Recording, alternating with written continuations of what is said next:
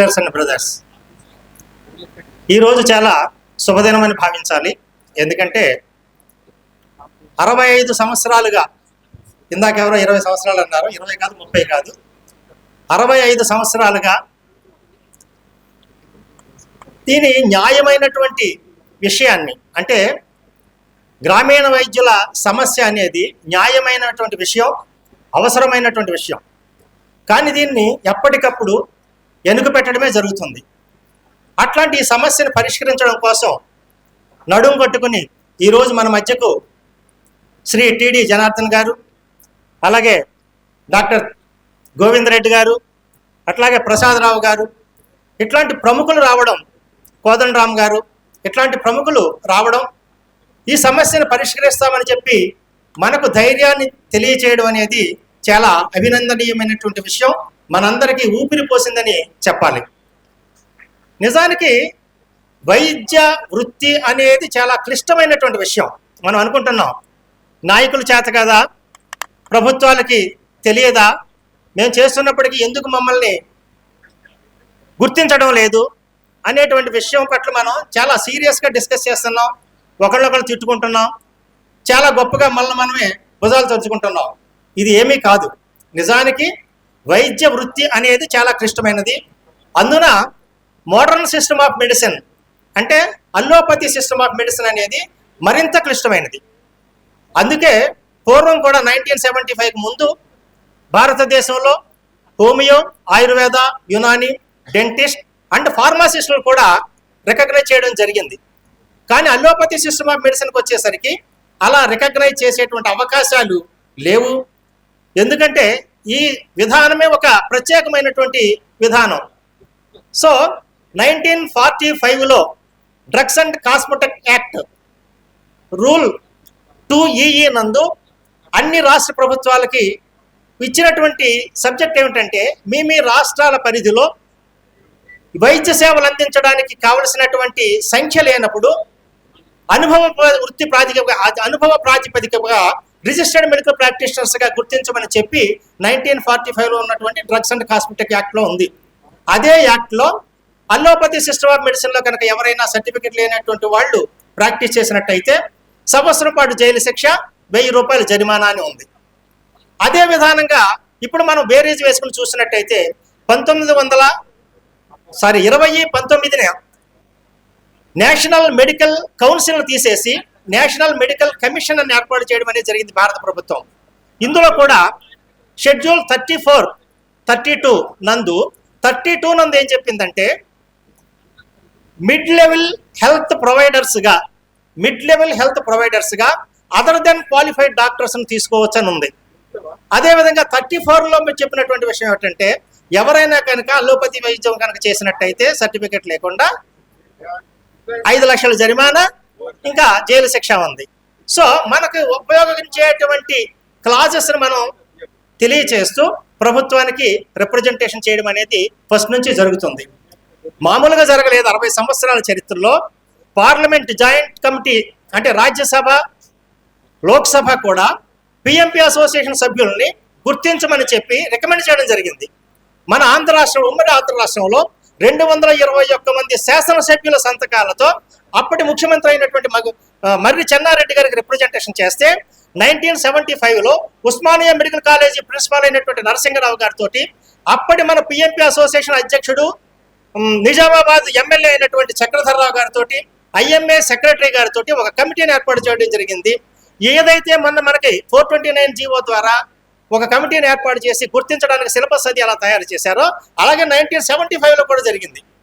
అదే కాకుండా 1962లో association start అయితే 1964లో రాజస్థాన్ గవర్నమెంట్ ఒక ఆర్డర్ ద్వారా, అంటే 1962కి 5 సంవత్సరాల ముందు అల్లోపతి సిస్టమ్ ఆఫ్ మెడిసిన్లో ప్రాక్టీస్ చేస్తున్నటువంటి వాళ్ళని రిజిస్టర్డ్ మెడికల్ ప్రాక్టీషనర్స్గా గుర్తించడం జరిగింది. ఇక్కడ చట్టం ఏం చెబుతుంది అనేది మనం గమనించాలి. మెడికల్ ప్రాక్టీషనర్ అన్న పదానికి అర్థం డాక్టర్ అయితేనే మెడికల్ ప్రాక్టీషనర్ అనేటువంటి పదం ఉపయోగించుకోవాలి. మనం ఫస్ట్ నుంచి పెట్టుకున్నటువంటి మన అసోసియేషన్స్ పేర్లు కూడా RMP, రూరల్ మెడికల్ ప్రాక్టీషనర్ లేదా private medical practitioner. Rural medical ప్రాక్టీషనర్కి ముందు ఆర్ఎంపీ ఉంది కాబట్టి ఆర్ఎంపీ అనే పదం కూడా ఆయుర్వేద, హోమియో, యునాని వాళ్ళని రిజిస్టర్డ్ మెడికల్ ప్రాక్టీషనర్స్ గా గుర్తించినప్పుడు వాళ్ళకి ప్రత్యేకమైనటువంటి రిజిస్టర్ని ఏర్పాటు చేసినట్టు వలన వాళ్ళని ఆర్ఎంపీ అన్నారు. అల్లోపతి సిస్టమ్ ఆఫ్ మెడిసిన్ లో గుర్తించనే లేదు. ఒక రాజస్థాన్ లో 1964లో గుర్తించారు తప్ప తర్వాత ఎప్పుడు గుర్తించలేదు. కాబట్టి మనం ఎవరు ఆర్ఎంపీలను చెప్పుకోవడానికి, మెడికల్ ప్రాక్టీషనర్ అనే పదం ఉపయోగించడానికి అర్హులం కాదు. కాబట్టే 429 జీవోలో కూడా చెప్పింది ఏమిటంటే కమ్యూనిటీ పారామెడిక్స్ అంటే సామాజిక వైద్య సహాయకులు అని దాని అర్థం. సామాజిక వైద్య సహాయకులుగా మనం చెప్పుకోవాలి. మనం పెట్టేటువంటి అంటే మనం ఫస్ట్ ఎయిడ్ చేస్తే ఇందాక ఎవరు మన సోదరుడు చెప్పాడు, ఎంతమంది కట్లు కట్టాలి, ఎంతమంది తేలు కుట్లతో ఇవన్నీ చెప్పారు చూసారా. అలాగే మనం చేసేది ఫస్ట్ ఎయిడ్ అని మాత్రం కాదు, ప్రథమ చికిత్స అని చెప్పుకోవాలి. ప్రథమంగా పేషెంట్ ఎవరి దగ్గరికి వస్తున్నాడు గ్రామాల నుండి మన దగ్గరికే వస్తున్నారు. అంతేకాకుండా 57% పట్టణాల్లోనూ 80% గ్రామాల్లోనూ ప్రాథమిక చికిత్సలు అందిస్తున్నాయి అంటే కనుక కేవలం ఆర్ఎంపీ, పిఎంపీల వల్లనే భారతదేశంలో జరుగుతుంది. ఇది సత్యం. సత్యాన్ని గుర్తించడం కోసం ప్రభుత్వాలు ముందుకు రావడం లేదు. ప్రభుత్వాలను ఎవరో వెనకాల నుంచి నడిపించేటువంటి వాళ్ళు ఉన్నారు. వాళ్ళెవరో మీ అందరికీ తెలుసు. వాళ్ళే మనల్ని తయారు చేశారు. వాళ్ళే మనల్ని మీరు ఫలానా చోటకెళ్ళి ప్రాక్టీస్ పెట్టుకోండి అన్నారు. వాళ్ళే మనల్ని కేసులు పట్టుకొచ్చి మాకు అప్పచెప్పండి అంటున్నారు. వాళ్ళే మీకు రిఫరెన్స్ ఇస్తున్నాం అంటున్నారు. మన భుజం మీద చెయ్యేసి నడుస్తున్నారు. కానీ అసోసియేషన్లోకి వెళ్ళేసరికి వీళ్ళకి కనుక సర్టిఫికేట్ ఇచ్చినట్టయితే ప్రజలను చంపేస్తారు, ప్రజల ప్రాణాలు పోతాయి, అనవసరంగా మందులు రాస్తున్నారు, ఇవన్నీ చెబుతున్నారు. నేను చెప్పేది 2 మాటలు చెప్పేసి నేను ముగిస్తాను. ఎందుకంటే అసలైన విషయాలు చెప్పడానికి ఎవరు ముందుకు రారు. అసలైన సబ్జెక్ట్ 60 సంవత్సరాల సబ్జెక్ట్ చెప్పాలంటే ఇప్పుడు సమయం కూడా సరిపోదు. నా పేరు విబిటి రాజు. నేను నేషనల్ పిఎంపీ అసోసియేషన్ జనరల్ సెక్రటరీని. మనకు ఉన్నటువంటి సానుకూల విషయాలు ఏంటంటే భారతదేశంలో 57% అర్బన్ ప్రాంతాలలో, 80% గ్రామీణ ప్రాంతాలలో ప్రథమ చికిత్సలు, ప్రాథమిక చికిత్సలు అందిస్తున్నది ఆర్ఎంపీ, పిఎంపీల వలనే జరుగుతున్నదని గమనించాలి. అతి తక్కువ నామమాత్రపు ఖర్చుతో ఇంటి వద్దనే ప్రాథమిక వైద్య సేవలు అందించడం అనేది కేవలం ఆర్ఎంపీ, పిఎంపీల వల్లనే అందుతుంది. సమయం వృధా కాకుండా సంబంధిత వైద్య నిపుణుల వద్దకు ఆ పేషెంట్ను ఏ డాక్టర్ దగ్గర పంపించాలని నిర్ణయించి పంపిస్తున్నది ఆర్ఎంపీ, పిఎంపీలే. అట్లా మనం పంపించకపోయినట్టయితే ఆడు ఏదో డాక్టర్ న్యూరాలజిస్ట్ దగ్గరికి వెళ్ళవలసిన వాడు ఎండి ఒక కార్డియాలజిస్ట్ దగ్గరికి వెళ్ళాడు అనుకోండి, కార్డియాలజిస్ట్ ఈ కేసు నాది కాదని చెప్పట్లేదు. తను ఒక 10 రోజుల్లో 20 రోజుల్లో వైద్యం చేసిన తర్వాత ఇది నాది కాదు, న్యూరాలజిస్ట్ దగ్గరికి వెళ్ళంటాడు. అంతకాలం సమయం వృధా అవుతుంది, డబ్బులు వృధా అవుతున్నాయి. అట్లాంటి పరిస్థితి కాకుండా మనం ఏ కేసు ఏ డాక్టర్ దగ్గరికి వెళ్ళాలి అనేటువంటిది డయాగ్నోస్ చేసి పంపించేది మనమే. అలాగే ప్రభుత్వం నిర్వహించే ప్రజా ఆరోగ్య సంక్షేమ కార్యక్రమాలలో పిఎంపీ, ఆర్ఎంపీల పాత్ర చాలా ప్రధానమైనది. పల్స్ పోలియో కానివ్వండి, అలాగే ఎయిడ్స్ అవేర్నెస్ కానివ్వండి, కుష్టి వ్యాధి నివారణ కానివ్వండి, టీబీని నివారించడంలో కానివ్వండి, ఈ రోజున క్యాన్సర్ అవేర్నెస్ కార్యక్రమాలు కూడా నిర్వహిస్తున్నది పిఎంపీ, ఆర్ఎంపీ సభ్యులేనన్న విషయం గమనించాలి. అలాగే దీర్ఘకాలిక వ్యాధుల పట్ల, సీజనల్ వ్యాధుల పట్ల ప్రజలకు అవగాహన కల్పించడంలో మనం ముఖ్య పాత్ర వహిస్తున్నాం. ఎందుకంటే ప్రజలలో మమేకమై ఉన్నటువంటి వాళ్ళం మనం. ప్రజలు మన అన్నయ్యనో, బాబాయ్యనో, తమ్ముడో అన్నో, మామయ్య అనో పిలుస్తారు. వాళ్ళు మనకు దగ్గర వాళ్ళ దగ్గర ఉన్నటువంటి బాధలు చెప్పుకోవడానికి ఆస్కారం ఉంటుంది. వాళ్ళ బాధలకి మన సమస్య పరిష్కారానికి మనం సూచనలు ఇవ్వడానికి మన దగ్గరలో ఉంటాం. అదే క్వాలిఫైడ్ డాక్టర్స్ అయితే 500 రూపాయల ఫీజు లోపలికి వెళ్ళడానికి ఇవ్వాలి. వెళ్ళిన తర్వాత టెస్టులు ఉంటాయి, ఇవన్నీ మామూలే కావచ్చు. కానీ వాళ్ళకి అవేర్నెస్ కల్పించేటువంటి సమయం ఉండదు. ఈ ప్రభుత్వ ఆరోగ్య సంక్షేమ కార్యక్రమాలన్నీ చక్కగా నిర్వహించబడాలి అంటే కనుక ప్రభుత్వం తప్పనిసరిగా ఆర్ఎంపీ, పిఎంపీలు గుర్తించి తీరవలసిందన్న విషయాన్ని గమనించవలసిందిగా తెలియజేస్తున్నాను. అట్లాగే స్వయం వృత్తి కల్పించుకున్నాం మనం. ఈ రోజున నిరుద్యోగ సమస్య ఎంత ఎక్కువగా ఉందో మనకు తెలుసు. మనం నిరుద్యోగులుగా నిలిచిపోకుండా స్వయం వృత్తి కల్పించుకుని మనకు చేతనైనటువంటి ప్రాథమిక వైద్యాన్ని అందించి ప్రజలను కాపాడుతున్నది మనమే. ఇక వీరి ప్రాథమిక చికిత్సను గుర్తించడం ద్వారా ప్రభుత్వంపై ఆర్థిక భారం ఏముండదు. రేపు మనం అడిగేది కూడా మాకు ట్రైనింగ్ ఇవ్వండి, మళ్ళీ కొన్ని కోట్లు మాకు ఖర్చు పెట్టండి అని మనం అడిగేది ఏమీ లేదు. ఆల్రెడీ మనం ప్రాక్టికల్గా ట్రైనింగ్ అయినటువంటి వాళ్ళం. అలాగే తెలంగాణలోను, ఆంధ్రలోను కూడా ఇంచుమించు 60% ఆఫ్ పీపుల్కి, మెంబర్స్కి ట్రైనింగ్ ఇవ్వడం జరిగింది. అలాగే సిలబస్ మన గురుదేవులు బ్రహ్మారెడ్డి గారి ద్వారా సిలబస్ తయారు చేయబడి ఉంది.